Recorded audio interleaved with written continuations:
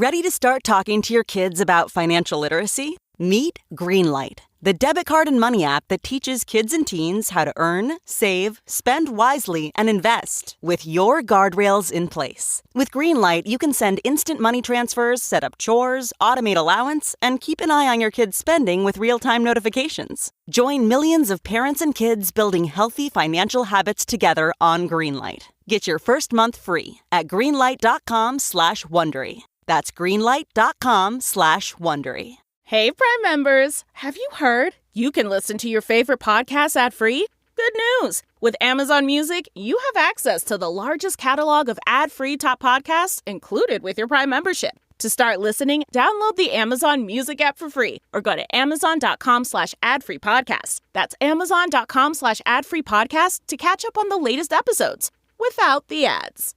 Forget one-size-fits-all diets. With Noom, you get a personalized weight loss plan that's tailored to your lifestyle. Have cravings? Food FOMO? Noom can help you lose weight while still enjoying your favorite foods. Noom's users love the flexible approach, blending psychology and biology to help you lose weight in a way that's sustainable for you. Plus, you can rest assured Noom's approach is grounded in science. They've published more than 30 peer-reviewed scientific articles describing their methods and effectiveness. Stay focused on what's important to you with Noom's psychology and biology-based approach. Sign up for your trial today at Noom.com.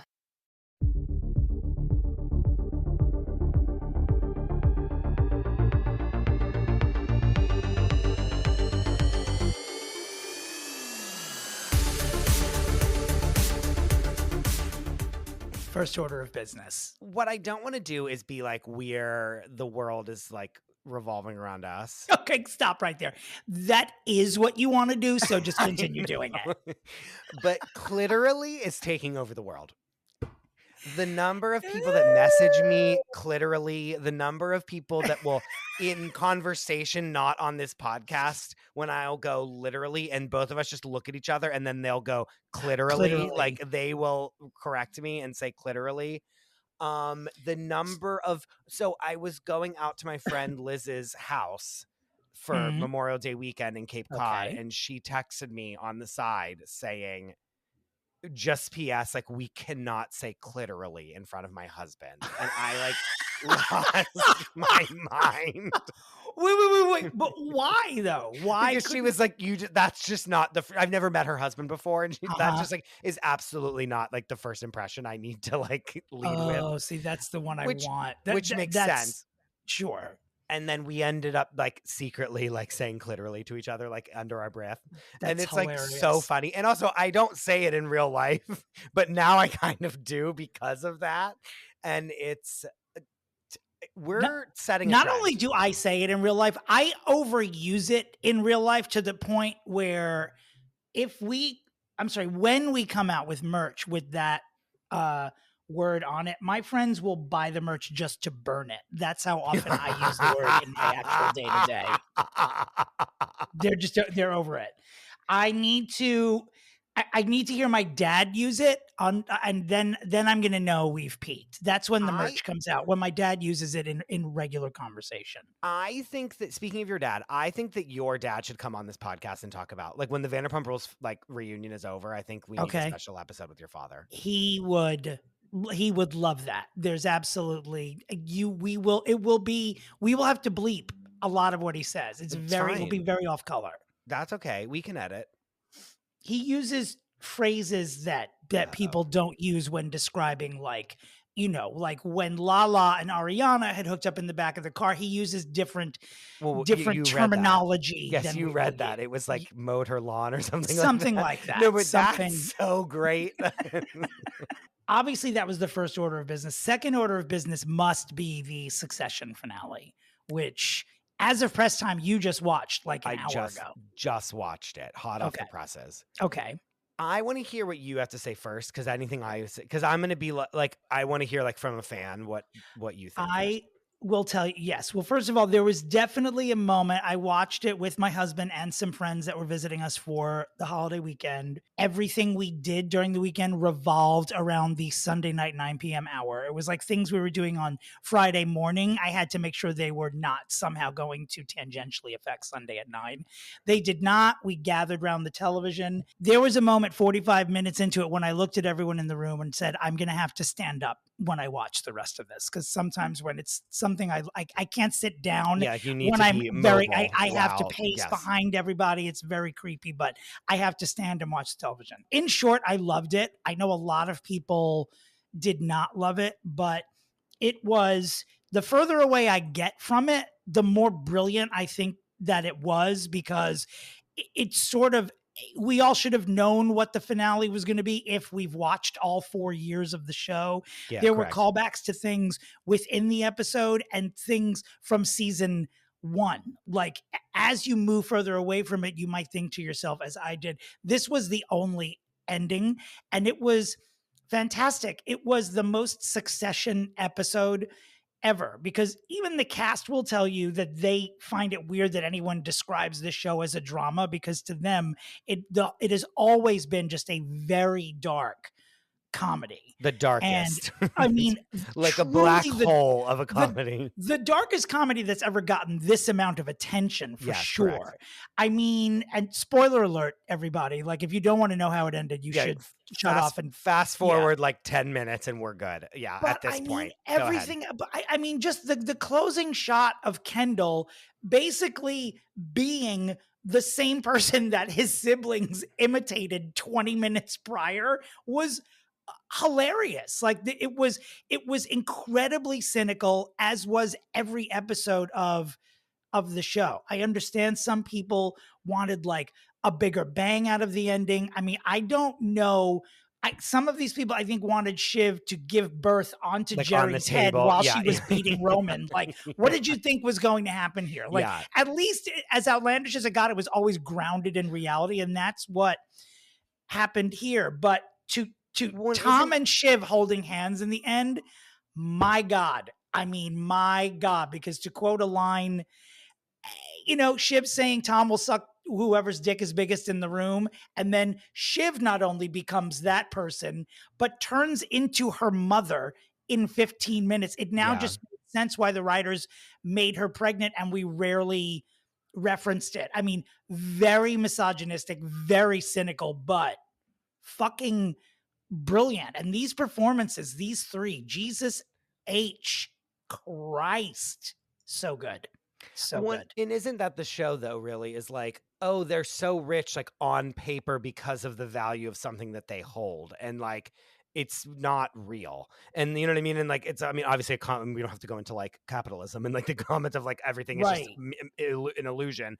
But, like, they just sign a paper and then, like, they get their payout and then they're, like, done. And that, in theory, their power just goes away forever. Yeah.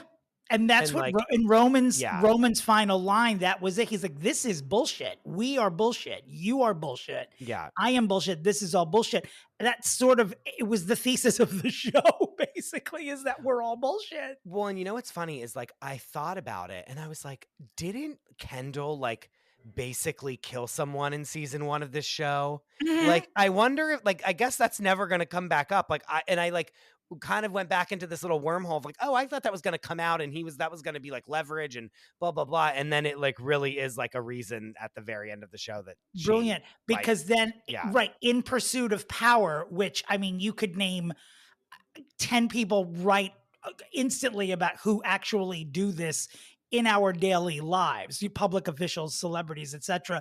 But when he's trying to gaslight his own siblings at the end and just saying, that never happened, I made it up. And they're looking at him like, are you out of your fucking mind? But public officials do that to us all the time.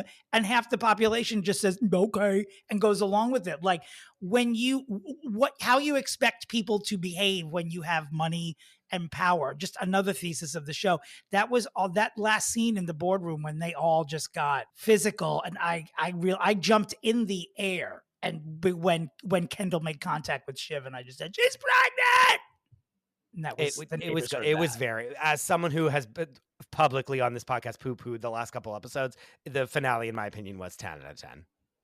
I'm glad to hear you say that because I knew you were fencing it, I was just over. I'm like, what season. can this end? Like, I was just like, I'm done. I was like, I'm done with the show. Like, let's wrap it up. You know what I mean? That's absolutely. You're not the only one who feels that way. And I think the brilliance of Jesse Armstrong, the creator and executive producer, is that he knew exactly when to end it too. Like this could not have gone on for another season. No, but God, no.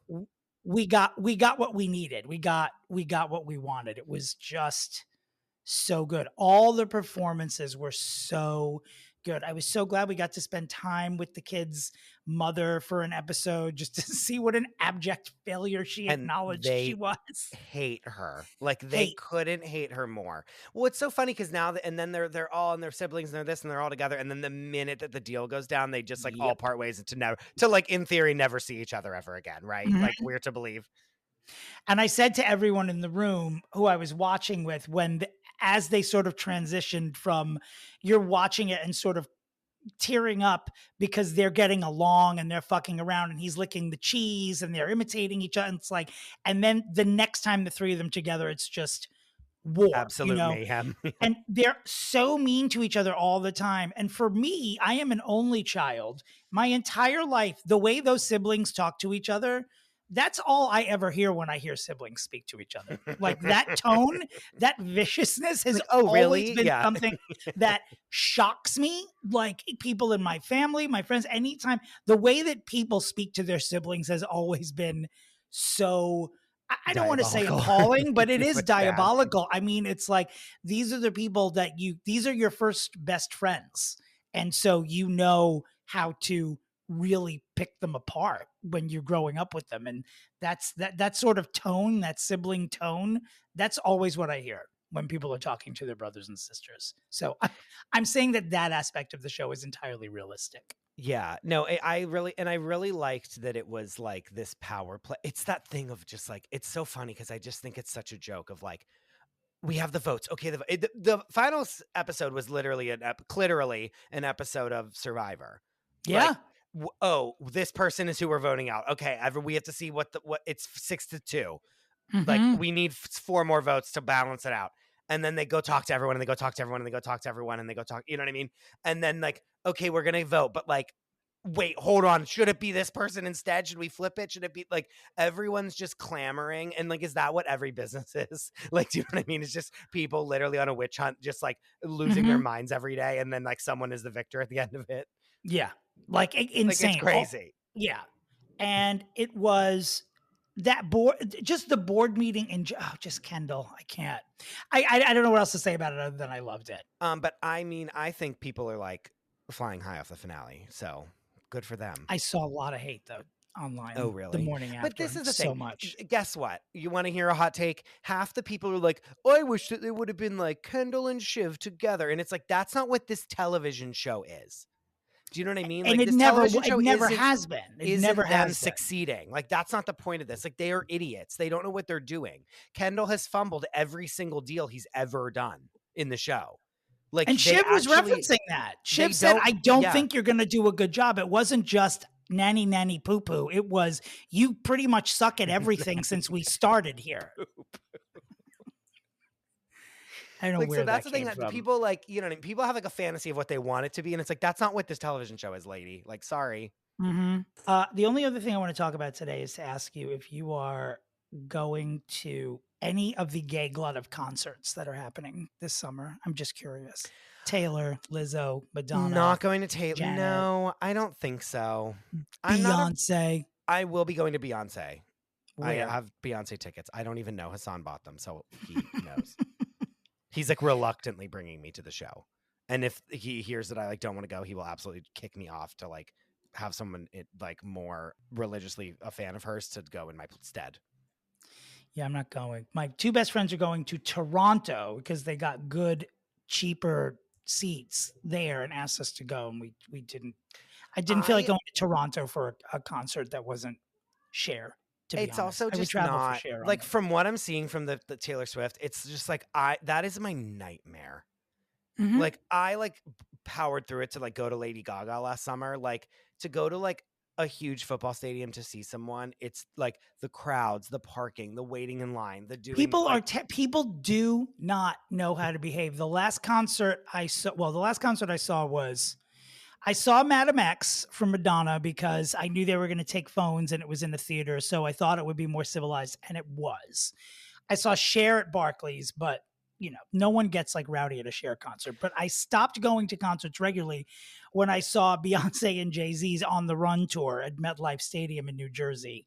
It was a nightmare. It was apocalyptic because people do not know how to behave at a concert. They think that the moment the concert starts, you are supposed to, no matter where your seat is, run as close to the stage as possible and in people's rows. We were in the second row at MetLife, and a group of people said, "Excuse me, can we get in?" And we just thought their seats were at the end of the row.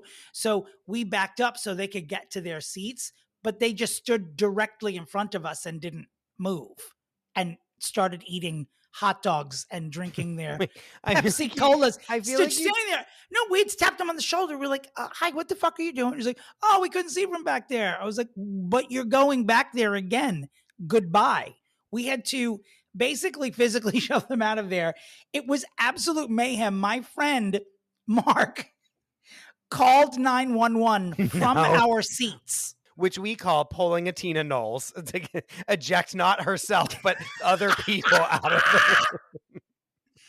He called MetLife security, and they were not responding quickly enough for him. So he called 911 from our actual seats. Insane. It still took them 40 minutes to get down there. By that time, the fucking show was almost over. It was so unpleasant. The whole thing was so unpleasant. And like, not for nothing. I mean, I'm going to be absolutely skewered and roasted over an open flame for saying this, but like, why go to the Taylor Swift concert when you can just literally Google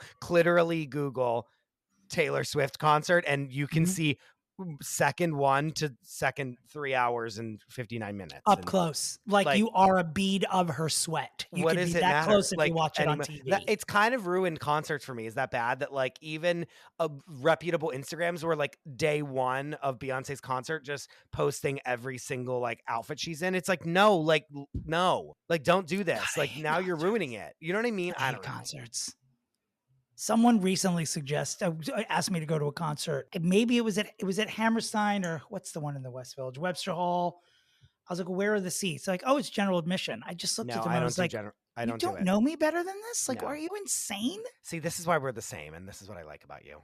I would never GA. It even just that's my response to would I sit in GA. Yeah, that's it. That's literally, literally the response. No. Speaking of general admission and absolute chaos, I'm very excited to speak about today's client. Why don't we bring in our guest? Let's do it. This episode is brought to you by Huggies Little Movers. Huggies knows that babies come in all shapes and sizes, and their tushies do too. Huggies has more curves and outstanding active fit. Parents know that there's nothing worse than an ill-fitting diaper, especially for active, wiggly babies. Huggies Little Movers are curved to fit all curves, so babies feel comfy no matter how much they're moving around. And we all know they're moving around a lot. They also offer 12-hour protection against leaks, which is a game changer. Get your baby's butt into the best fitting diaper. Huggies Little Movers. We got you, baby. All right, we have one of the funniest people that I've ever met. Her name is Sumera Syed. You know her as Sumera the Baker on Instagram and TikTok. She is so hilarious. You might have watched her on Food Network's Bake It Till You Make It, as well as the Holiday Baking Championship. Sumera, the old slapper herself, welcome. All right, you slags. Thank you for having me. We met on Bake It Till You Make It, which is a show on Food Network about bakers that go all across the country competing in competitions. And Sumera, we get to Dallas, Texas. We walk into Sumera's house. Me and two of our mutual friends, Dominick, immediately are smitten with this woman. And she had us peeing our pants every time we went to go film there, and we've now become the best of friends. Yep, that was it. It was just over that one cake, and then we fell in love, did we not? Yeah. She's one of the. I'm terrified to see what's about to happen when the two of you like really get going. Especially about the subject matter. Exactly. So, I mean, when it comes to fixing a celebrity, this is quite. This is a behemoth, really. This is like someone saying, "Fix religion, fix Wall Street, fix Lindsay Lohan." I know. I'm rolling my sleeves up right now to get Are down you ready? and dirty in this one. Well, let me Literally. ask you, were you now, because when our guests come on, they come to us in different ways. Did Chris give you a list of people that we were fixing and you selected her, or is this just happenstance? Correct. He gave me a list and I just picked out the addicts. Let me deal with them. What made you pick her from the list of miscreants on that list? I have to be honest, right? Okay, so I'm sober, and so I really identify with her insanity, and but you know, that kind of sorry go round that Lindsay Lohan's been on for a few years, but at the same time, she is like a bit of an enigma, and she's kind of like, if she hadn't gotten herself into a situation where she just started partying and like just basically was ravaged by childhood prodigy kind of syndrome, I really think she could have gotten far. She could have been amazing. And she had a lot of promise, and it all just went tits up when she decided she wanted to get wasted instead. So well, and it didn't help that her parents were both absolute monsters in every way possible and would not get out of the press. Yeah. Yup. Horrid. And they actually split up when she was 3 years old and then got back together in like 2005 and then got divorced. I can't imagine how much of a mind, like where her mind was at during that time. It would have been awful. Well, and like get back together to like ride the gravy train that is their daughter that's become an A-list superstar. Right. She got signed as a model at age 3. And by 10, basically age 10, she was a veteran, because by that point, she had done commercials for like big fast food restaurants. She had actually done a bunch of like modeling for like Calvin Klein, Abercrombie and Fitch. So by 10 years old, she's a vet. She's considered a veteran. Yes. Right? And then starts starring in movies. Yes. You know what I mean? Like, right? Like, how old is she in The Parent Trap? Yep. She's like young. Yeah. And I tell you what, before she was even 17, it was crazy the amount of stuff she actually had done. She had released an album by age 17. By the way, I had to listen to the music just before I did this because I was like, I cannot remember. And I listened to it. It's trash. But it absolutely not. How fucking dare you? This isn't the album with Rumors on it, is it? Rumors is a classic. Is an amazing song. I'm telling rumors, darling, whatever the rest of the words are. I'll just like remember that one song. But I know every single word to that song. Oh dear God! That is. Why have we not sung this at karaoke? It's a beautiful song. You know, Christopher, it's a beautiful song. It's great. It's a great pop song. I'm sorry. It's a great song. I don't know. I've seen him get excited about a bag of chips like this, so I'm not going to. I'm not taking this. I love bag of chips. They're Cool Ranch Doritos is what she's talking about. No, Rumors is great. I take umbrage with your comment because Rumors is a great song. And that album is great. Anyway, continuing on. So yeah, she had released an album. She had been in 9 million movies. We don't have to like explain her career to anyone. By like age 17. Yes, and have had a bigger career than most adult working actors at that point. Oh, and that is an accomplishment to even be a celebrity that you could speak to someone who's 100 or 2 and you will just say Lindsay and they know exactly who you're speaking about, fan or not. She is just one of those celebrities. And by the way, I have to say that when you said bag of chips before, I swear to God, I thought you meant Bag of Chips, the British drag queen. And that's why I started screaming because I love Baga. And then when you were like, oh, potato chips, I was like, I'm an idiot. Do I say something or just do we keep moving on? But I couldn't keep it to myself because I didn't want to hear me reacting that strongly to a bag of potato chips on the podcast when I knew it was a person. Also, that there's a bit of a connection to, speaking of addicts. Obviously, your previous person you tried to fix was Demi Lovato, also an addict. Do you know what connects her and Lindsay Lohan? Apart from the addiction, Wilmer Valderrama. Oh my God, you're What's his right. name? They both dated him. Both. I She was forgot 18 that when she she dated dated Wilmer. him. She was Oh my 18, and he was like, what? He's like 6 or 7 years Wait, older. how than old me. was He's he? 25. How old was he? He's like 40 something. So I think there's a 7-year age gap between them from what I remember. So look at that connection. Hey, both vulnerable women, both young, both huge stars, pretty good at what they do. And Wilmer sneaks his little butt right in. Just saying. That's kind of interesting. His semen robs women of their self-respect. Literally. That's the side effect of Cliterally. Cliterally. He was 24. Of the hour. She was 17. Oh, 17. Oh. Why is that his number? It's like Leo with 25, but he has 17. According to Parade magazine, or parade.com. Hold on, let me do that. According to parade.com. Seems like a legit source. Valderrama and Lohan were first spotted together in May 2004 when she was 17 years old and he was 24. Well, if it's in Parade. They didn't make their relationship public until she turned 18 years old in July 2004. I wonder why, Wilmer. So he did this multiple times. Mm-hmm. Just saying. That's vulnerable disgusting. Women. Mm-hmm. I mean, what is there even? How do we even do this? I'm like at a lot. Like, I mean, there's so much I want to say. So much, because really, like, her troubles started back in 2007, where it was very apparent that there was an issue, because on the film, what was it called? No, I know who killed me. That's oh my movie. God, that is, you are going so. That is like the end of the career. Yeah, but that's when she was like turning up on set like late and like getting fucked up all the time. Yeah, and like the director was.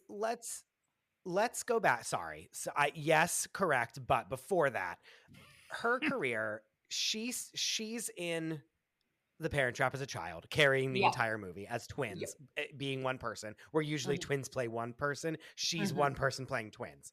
She then is in a million other movies. Obviously, she's in one of the most successful teen comedies ever to exist, Mean Girls, and is the main character, and is launched into a level of fame that like very few people have ever even touched. And then from there, like, as that's all happening, her parents, I'm never going to not bring it back to her parents. Her parents are literally in the news every single fucking day for fighting with each other, always commenting about each other in the press, screaming at each other. Remember the photos of like them like walking, and like it would just be like the worst photos that you would see of like her mom like looking insane, and her dad like screaming at people, and like just they made a spectacle of themselves while their daughter was like, I'm just like trying to be an actor and like do what you guys have like basically groomed me to do my entire life, and like make a lot of money for our family by being in Herbie Fully Loaded. Like,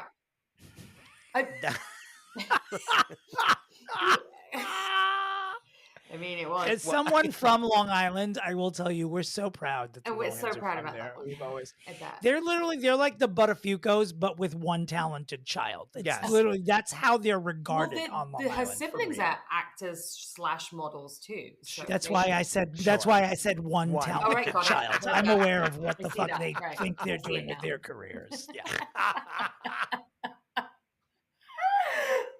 But that was, I think, the beginning, because we were like, oh, fuck. Like they were like every day Perez Hilton was like, that was like when Perez Hilton was like where you were going to get your like celebrity gossip. Yeah. And like every day it was a post about one of them saying something about the other one on TMZ or in this place, or they were here and they were there and they yelled at someone. Like her parents were absolutely insufferable for like the majority of her adult career.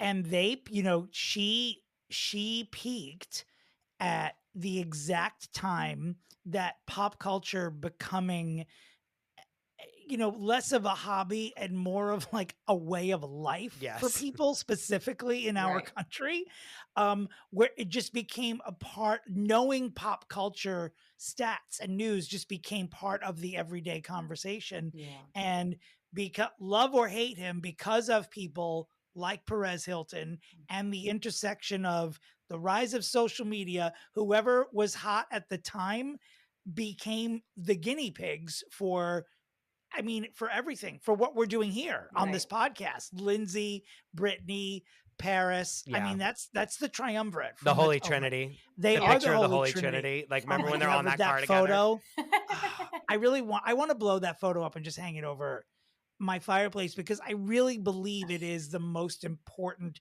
piece of photojournalism of that decade. I'm only half kidding about it, because that's what that whole decade was about. I mean, it's the rise of the form of entertainment we're giving you here has its roots, sadly, in the exploitative private lives of people like Paris Hilton and Britney Spears between like 2005 and 2010. It spawned an industry, and they were part of it. Now, does that mean we're letting her off the hook for her behavior? Absolutely not. No, we're not. Absolutely not. I'm sorry, you're in the wrong place at the wrong time.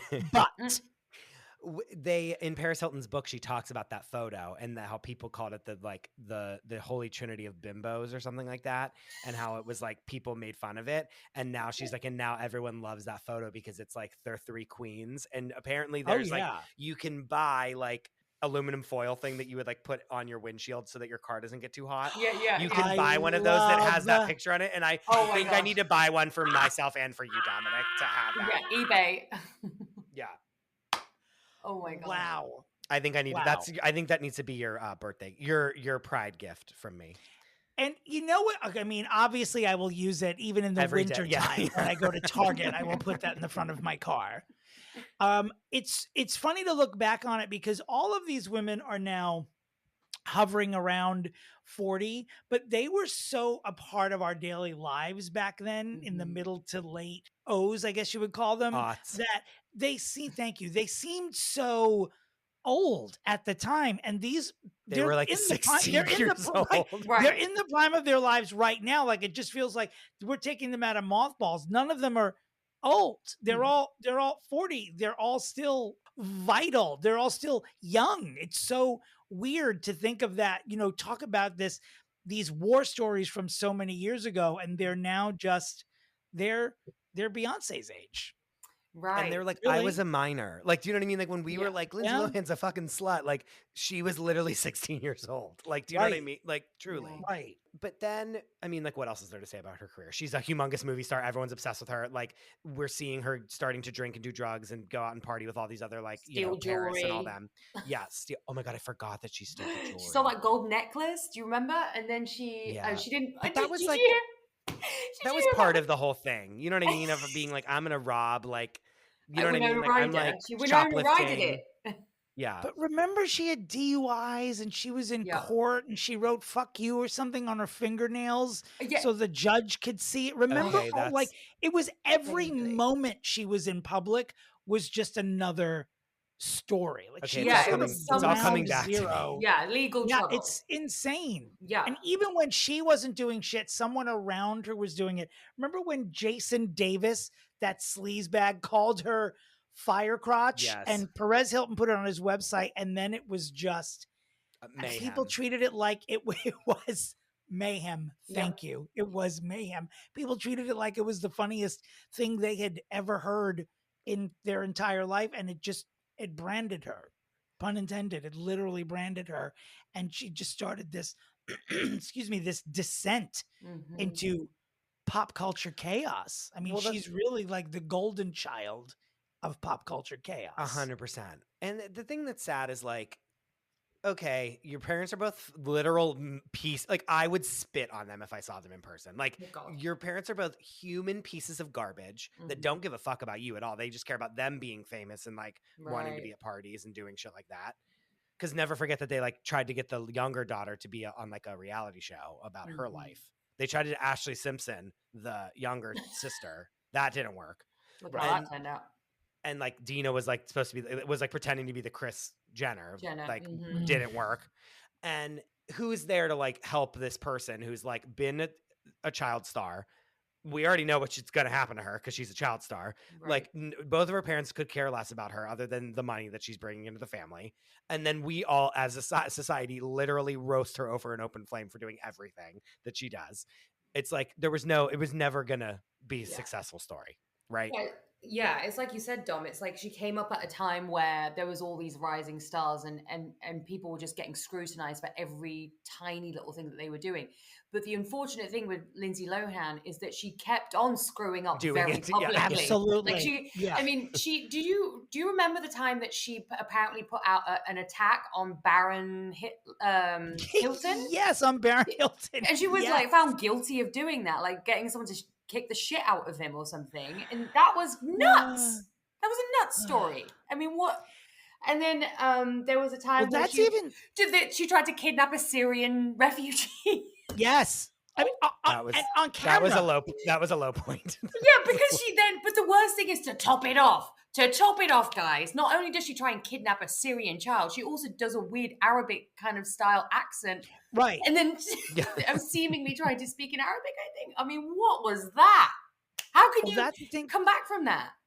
She is someone who like was so iconic in her moment that there's always going to be a big fan base of people who love her because they love Mean Girls or Parent Trap. Like she'll always be impenetrable. So she's always going to have a group of people rooting for her no matter what.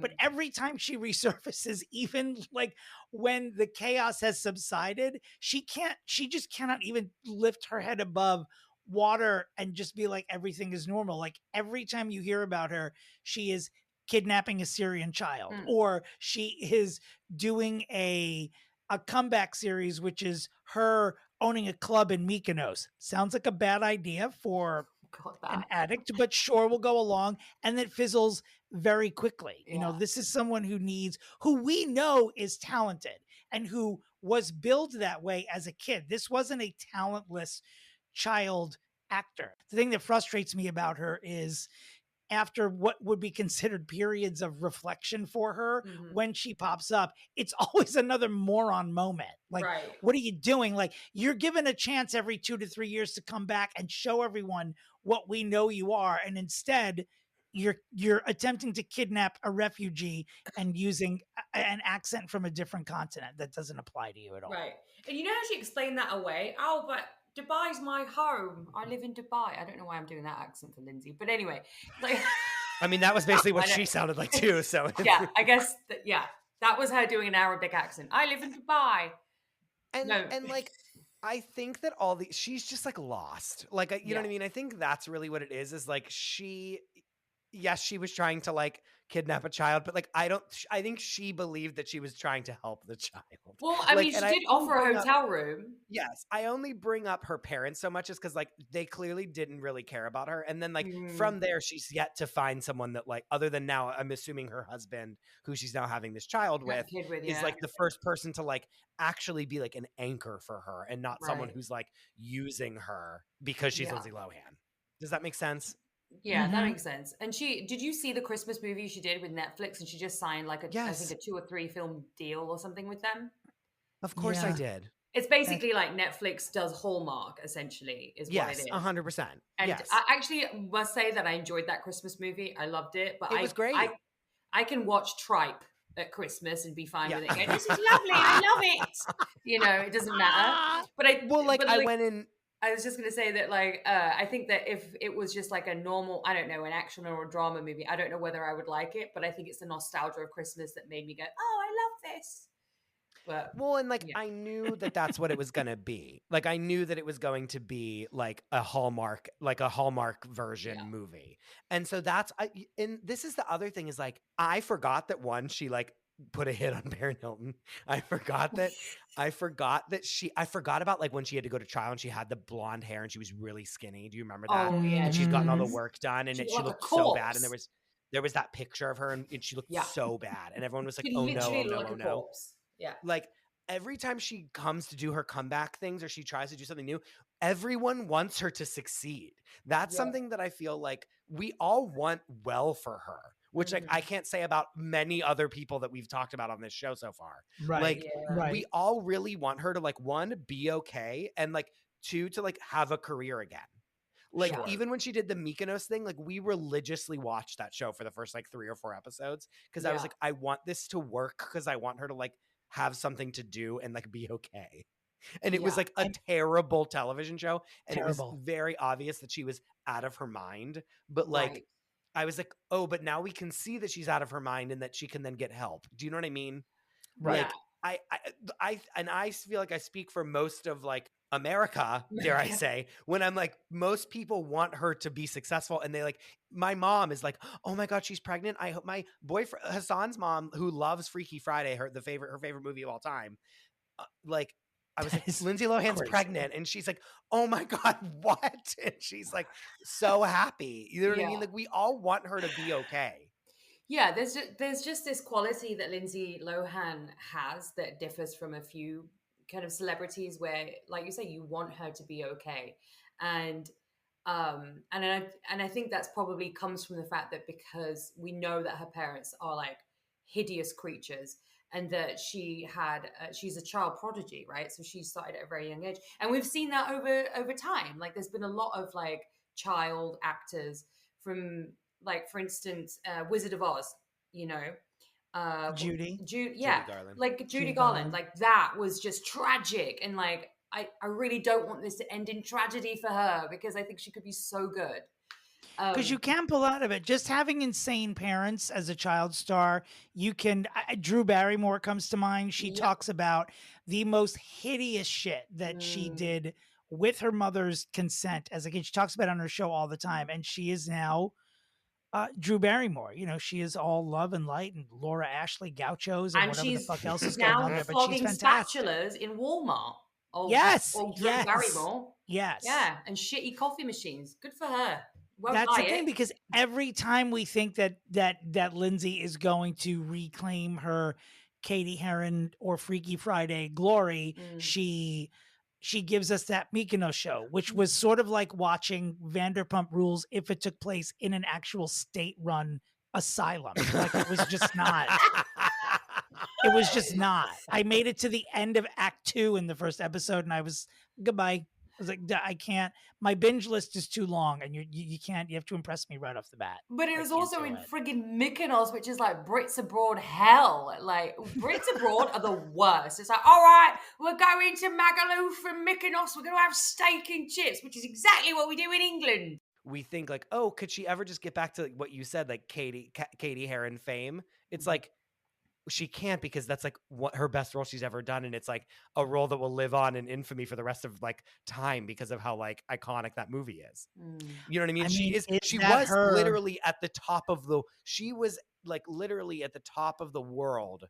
Sure. Like, she had the world in her palm. Is Mean Girls Lindsay Lohan's Wizard of Oz? Is that it? Like, is she just always going to be a god? I am not projecting that her life should end the way that Judy's ended, obviously, but yeah, I know she's got more. I know that she is that actress. I know that I just know she's super talented. I feel like we all know it, and we're just waiting. That's what gets frustrating about her, is that, you know, you're waiting for that next big role, but she's not. You know, that Netflix Christmas movie it just wasn't it. It just wasn't it for me. Where does she live currently? Has that been established since she announced? She still lives there. I think so. Yeah. She does not. I don't think she lives in the United States.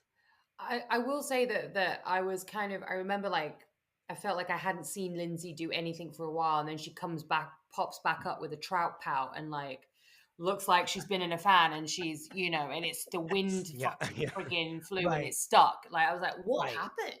Like, she's dressed as Kimberly Guilfoyle for Halloween, and just it's May. Take it off. I was like, it was too much Botox in the old upper lip, my dear.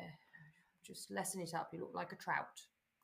You know, this isn't my pitch, but the obvious pitch to me, really, now realizing that she still lives there, is that she could save the troubled Real Housewives of Dubai. She should. Well, the fact that she's not on it is a crime. The fact that she's not on it is a crime. I'm sure they asked her, and she was like, absolutely not. Yeah. She'd be a fool to say no. We would watch a show. This is the thing. No. This is the thing, though. I don't need her on an ensemble show. I'm watching her by herself. Yep. I'm watching her walk through a room alone and be insane. Yeah. I don't know if she can take that much responsibility currently. She can't. She can. I can watch that, though. I It's can sort watch of that. Is what I'm saying. it's sort of like when they let Betty White host Saturday Night Live. They're like, well, you're going to do it, but we're also going to have 3 or 4 other hosts People with like you me. because Yes. it's a lot of work and your limited capabilities. I feel like Lindsay, while she is not in her 90s, there is still a limit to what she can do Yes, correct. artistically. But But it would every be frame great. is watchable. Yeah, it would be Yeah. great because it's like Lindsay, my life after, and it's like, oh, it's me with my baby and my husband, and this is how we live, and her just being normal, and but also talk about I'd her watch struggles. Like I would every 100%. frame of it. Yeah, Every single one of us would. Sorry. I I mean, would that's have the watch winning pitch, parties. honestly. Like, We would. Watch parties yeah, every week. we all would. Every week Yeah. I would watch it. Yeah. I didn't even know what my pitch is at this point. It's I changed do. so much during this conversation. I mean, What was it gonna be? What was it going to be? I don't know. I entered this episode and I was thinking I was trying to think of the right role for her yeah. to break through, and I just don't know if that's the right thing. I thought her proving her talent maybe on Broadway, maybe in a one woman sort of, or maybe or a 1 or 2 character limited series where she can play off of someone, but I'm not sure I don't know that that's the answer. She's It's still done the coming West to me. End. She's Broadway's done too much stage work. before. Yeah, true. Broadway's What too has she much done work. on the West End? What did she do? I don't even remember what it was, but she did a play on the West End like a few years ago. To be perfectly honest, I have no idea how it did, but she was in the West End, so she's done stage. I don't know. I think she's just. I mean, she's madder than a box of frogs, really. That one. Oh my God. Of course. Of course. She was appearing in Speed the Plow in the role that Madonna was in when she made her Broadway That's it. debut. Oh, Lord. Oh my God. How the fuck did I forget about this? Every move this woman made before she went into obscurity, every single move was a headline. I'm catching up with this West End thing from a 2014 article in Vanity Fair. It's called Lindsay Lohan's London Theatre Disaster. Mm-hmm. Oh, she was beautiful too. She was really beautiful. I don't know what she looks like currently, so I'm not making any sort of comparison, but she really was just quite beautiful. All right. Should we get to, I think it's time for our pitches. Give me your pitches, bitches. Ready for my pitch? Right, bring it on. Wait, no, stop. Lindsay Lohan. She adjusted herself in her chair. Yeah, I had to why she position my. paused. I'm bracing She's for ready. impact. Right, I am now She's ready. Okay. Lindsay Lohan, you're on the right track right now. You're not going to do too much. You are going to have this baby. You are going to do a very tasteful, like People or like Vanity Fair or like other big publication, like exclusive photos of the baby right when it's born. You are then going to obviously like do motherhood for the first like 6 months. And then what I want you to do is to just start booking roles as like B characters in movies.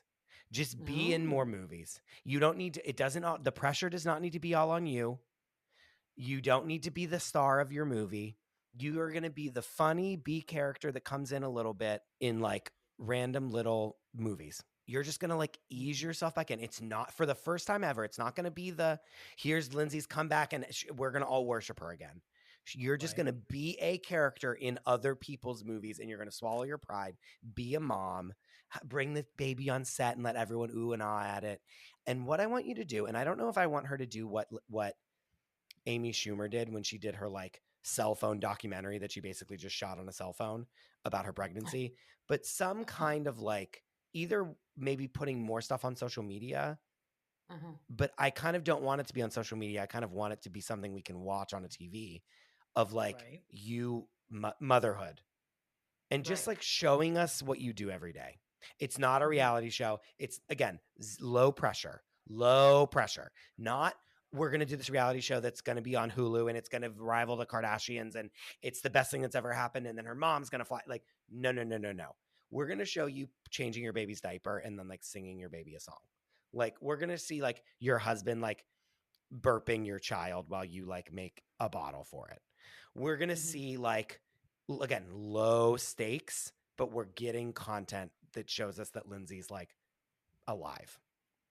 And then she's going to be this little B character in movies. She can do a little bit of press, but it's not this earth-shattering, like tectonic plates are gonna be in realignment comeback, because it never works. So we're gonna just ease her back. We're easing her in. We're easing ourselves in. We're easing the press in to just like her being a person in the world again here. that we care. We're easing But like ourselves in. We get so ahead of ourselves, and then she gets like everyone just gets ahead of it, and then we're like waiting for it to be the best thing in the whole world, and then it's that Hallmark Christmas movie that was like exactly what I assumed it would be, but like sure, great. Like it took her 3 days to film that movie. That is my pitch. Right. So that's my pitch. I feel like that's definitely the reality pitch, and now I'm waiting for the circus pitch. Well, I'm the only other person here, so what the fuck are you saying? She should be named the American ambassador to the. No, she should be named ambassador to the United Arab Emirates, home of.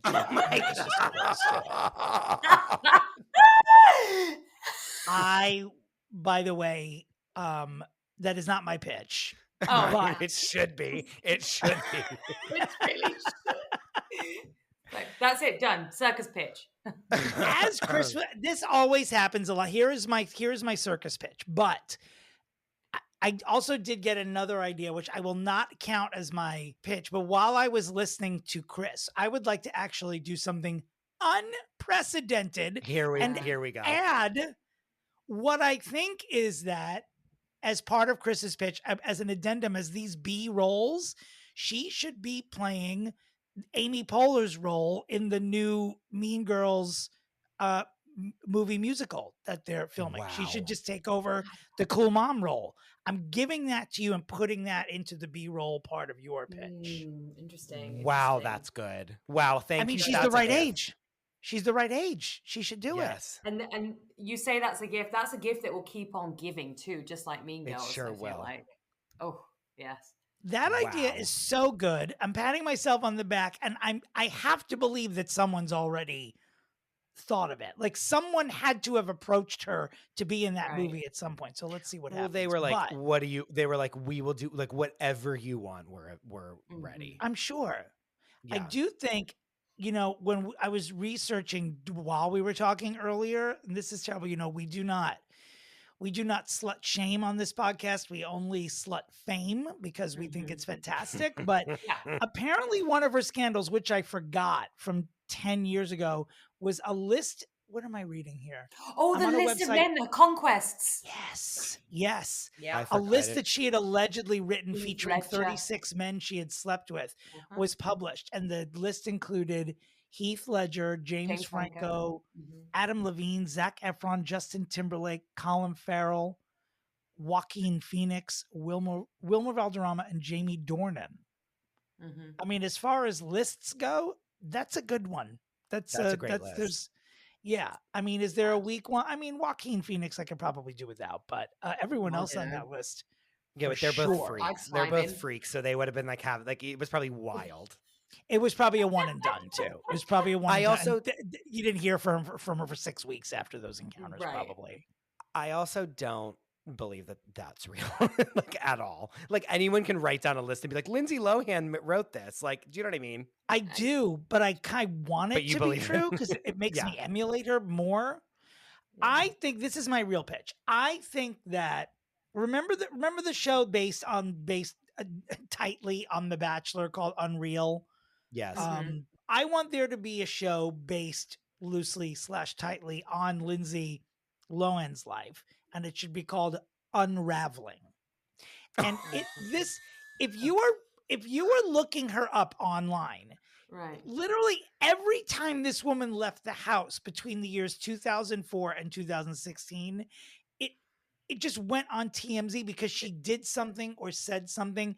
It's not a mini series. It's like a multi-year, I'm talking a 60 episode commitment based on her life. She can executive produce it. And in each episode, she plays a different C character, a cashier, a driver, and that's how we then get reminded that she's an actor. During all this time, she's nursing her baby offset. By the time the kid's 3 years old, she could split some duties with the nanny. And then after 3 years on Unraveling, she can then start doing the B roles and then turn into the Meryl Streep that we all knew her to be. And that's it. Just a little bit of a mockumentary, a little bit of owning the narrative, as it were, where she gets to tell an exaggerated version of her story as a dramedy. And then when it's run its course, she resumes life as a 40-plus-year-old actual actress. Oh, interesting. The circus pitch wasn't that much of a circus. Wasn't too circusy this week. No, it wasn't. It was not, Dominic. I do like your idea, Dominic. I think it's cool. You know, it would be fun to see her doing a role if it was like a bit wacky and off the wall. But to be honest, because she is now having this child, I wonder whether it's better for her to have more of a reality thing, which is what you said, Chris, because we just see her being normal. I think we need to see her being normal. I think we need to see that, like, she's okay. It's like you were saying, like, it would be great if she did just like go, oh, I am loving life right now. My cup runneth over, you know, or whatever. So I think it would be nice to, as you can see, I'm going for Chris's pitch here. I've already marked it down on the slapper sheet. Yes, it's already, I'm literally typing Chris wins again. Because he keeps bringing his friends on this podcast, and I don't have any friends to come here and pick my fucking ideas. Dominic, book people on our podcast. I don't know anybody, Chris. You're my only friend. I have my husband and you, and that's my whole life. He did slip me a $5 earlier on, so there you go. Yeah. Chris's idea is great. There's no anger here. When I win, Chris goes into an absolute rage. Even true. I half the time I'm like, I know Dominic's already going to win. I literally call it before we even do it. But you're only saying that to save face, Christopher, and I know it because you're just like, I just don't. You're just being a bit of a diva. Oh my god, you guys are. I feel it through the podcast. I literally I know Dominic's gonna. I'm like, I know when he's gonna have a really good idea. I know when he's gonna have one. It just and every wasn't time I today. said that, he's won. It just wasn't today. Oh my god. No, but what I will say is that the thing I highlighted a lot in my pitch is what you did, which is like, again, oh, this is going to be all about her life, and it's going to be this, and it's going to be that, and it's like, no, that's too much for her. You're probably right. Someone else's life, it's too much. You know, because then everyone in the press is going to bill that as this is her tell-all. It's going to be this. She's going to do so much. No, she needs to just like. I will say a lot of the people. Like be just like the UPS girl, like in a show that shows up and is like, "Hey, like, what's up?" Blah, blah blah something, and then like is off. You know? Yeah. I think we talk about a lot of true fucking assholes on this show who we make an attempt to fix, but secretly in my head, I'm like, this person's just going to be this way forever. I firmly believe that. I firmly wait. We literally, you know that literally, well, Sumera, you do know, is that we literally will be like, we call this pulling a Meghan Markle, like all the time on the show. I firmly believe that Lindsay Lohan has it in her. I do. I don't. For as many times as it's been like a swing and a miss, I believe that her greatness is coming. And I don't think she's going to have to rely on the right writer or the right director. I think she has seen and done enough that she knows how to do this. She just has to want it. And, maybe she doesn't want it. I mean, I'm not even considering that. Maybe she's... Well, that's the other thing. She went through enough as a kid and with that family. Maybe she's just like, fuck you guys. The Mykonos thing was the best it's going to get. Now I'm going to have kids. Goodbye. But all she has to do is say that. Like, I don't want to be an actor anymore. But she knows that. But that's the thing, is that she knows that she can just like be like, I want to be in a movie. And then everyone's like, okay, we'll write you a Netflix Christmas movie. And they'll pay her out the nose. And they've got the deal that she has is another, I think, 2 or 3 movies with Netflix. She's got another one coming out next year. And then you got to remember, she's a businesswoman. She's had her finger in a few pies. Sure. So... I mean, but what I mean by that is that she's really trying. She's trying so hard. I know. So I just want her to focus. yeah, she doesn't need exactly. She doesn't need to try so hard. That's the thing. I would watch her watch paint dry. Yes, Right. it's what again. Her in her house being weird is a great Yeah. show. Sorry. Yeah. I'm Like, adjusting my pitch. yeah. I think now I did not know that she still had remaining projects on her deal with Netflix, and I think they should put her in everything. I think she needs to be the new Yeah. child on Bridgerton. I think she needs Yeah. to be the first one dead in the new Squid Game. I want her in all of it. All Love of is Blind. Wait. it. Yes. She should host She's- it. I will. She should host Love is Blind. It's literally Nick and Vanessa Lachey, and then she like her head just like pops up and is like just like in the middle of them. It's like all three of them hosting it. Oh my god, you're right. You're so Oh right. my gosh, that would work. That would work. That's you've already chosen Chris, and we cannot take it back once it's been stated publicly. But had you said that just 2 minutes earlier, you would have won. You would have won. But we didn't take that to Dear win. God. Dear God. See, Imagine her. Wait, we have to just drink this in for a second. Imagine Lindsay Lohan hosting Love is Blind. Like, imagine them coming in thinking they're going to see Vanessa Lachey, and it's Lindsay Lohan standing. I have goosebumps. It would be so I'm good. serious. Same. I think my nipples just got hard, and I am have smuggling Tic goosebumps. Tacs right now. I have People goosebumps. would pass out. I would pass out in my home. Yeah. Imagine. This is, oh my, guys. Please get in touch with Netflix. Netflix, if you're listening, What we do have we a have to do? multi-million-pound idea. My heart would stop. I would like literally cease to exist. Imagine her standing there, and then she turns around, and all the girls who expecting fucking dumbass Vanessa Lachey to be like, "Hey, ladies," and it's literally Lindsay Lohan. I would have, if I was one of those women, I would shit twice and die on the spot. Right. 100%. Think about that. I'm floating.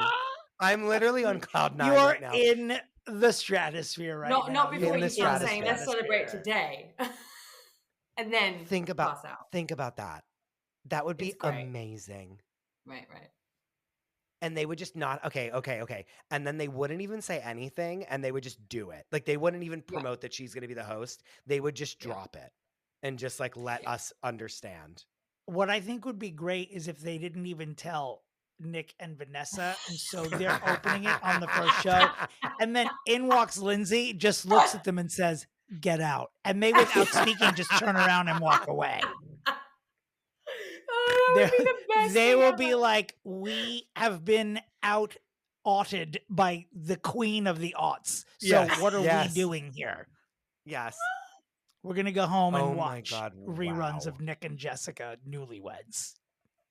Okay, I have to go like get on whatever airplane I'm piloting right now because I'm off of this planet. You are so Oh my God. ridiculous. You are so ridiculous. I love it. I'm loving it. I wish I'm gonna be so sad when the next season comes out and this isn't what happens. And it's not Lindsay. You're gonna have to get an God. AI generated version of the show where they just Yes, put Lindsay's face on Vanessa Lachey. I'm just gonna like print out like a little like cardboard cutout that's like as And big as a tape it. playing card and just like hold it up in front of it, like in front of my own face, like when And close Vanessa one Lachey eye, is on the right? So screen. you Yes. can watch it. Please live stream me for that one. Oh God. Okay, well we God, did This it. has been so much fun. We did it. You're welcome, Lindsay.